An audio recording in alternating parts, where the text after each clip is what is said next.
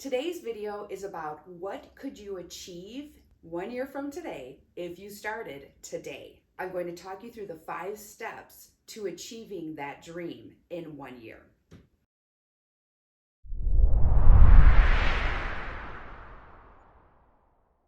So I want you to pick a goal. I want you to think really hard, pick a goal that if you were to achieve this goal in 1 year's time, it would create significant impact in your life.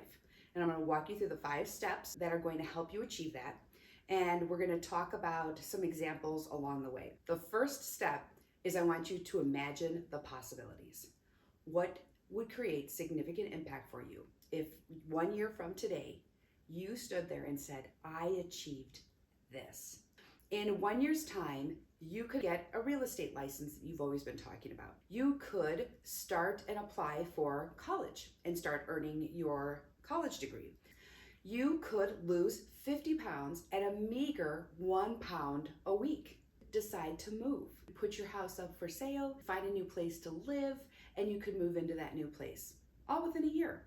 The possibilities are endless, right? That's why we're saying imagine the possibilities. So I want you to pause. Feel free to pause the video too. I want you to pause and I want you to think about what would create significant impact for you a year from now. What is it you want to accomplish and why is it you want to accomplish that? So that's the first step. The next step is to consider where you are in relationship to that goal and what might need to happen along the way.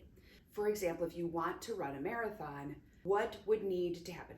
I've never run before. I need to learn how to run. I need to know what it takes to run. I need to know how to train for a marathon. You want to look at where am I starting and where do I need to go and what are the things I'm going to need to learn or do or understand along the way. So it's looking at the distance between you and your goal. The second step is to consider what skill sets, resources might you need to develop. When we start out with something we've never done before, there is the concept of we don't even know what we don't know. And so it's going to be really important. And I recommend doing this even for things you think you know everything about.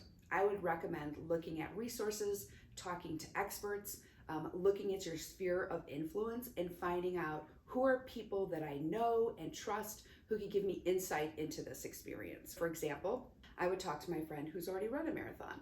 I might look at expert coaches. I might get a subscription to a magazine like Runner's World that's going to give me all sorts of tips and information that I don't even know I might need to know. So the other thing to keep in mind on the development side is, are there any new mindsets that I might need to develop?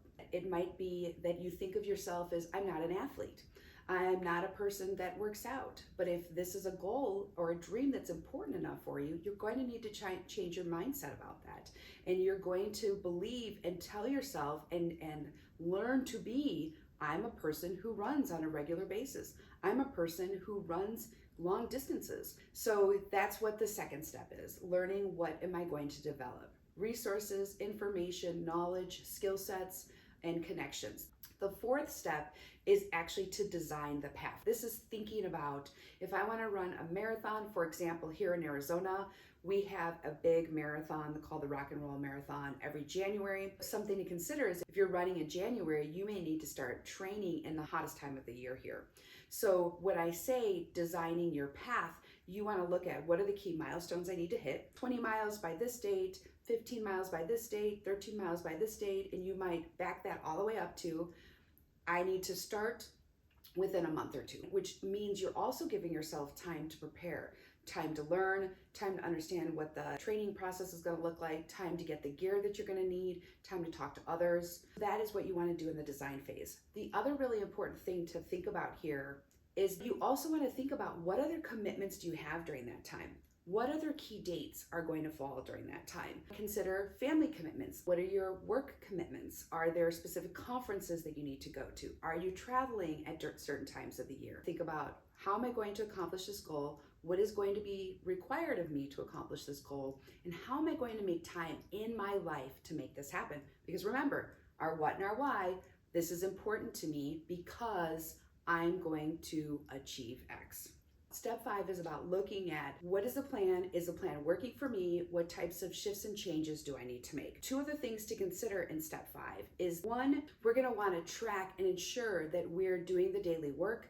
Some of you might use planners where you can put in new habits and actually track, I've done it each day. There's any number of ways that you can track it. It's going to do two things for you. One, it's going to keep you honest. And two, it's going to give you inspiration and momentum, and you are going to see those miles rack up. You're going to see yourself succeeding all along the way, and that is going to give you momentum and inspiration and motivation, especially when it starts to get tough. So the second point of why the do stage is so valuable, you're also looking at what are my green, yellow, and red flags.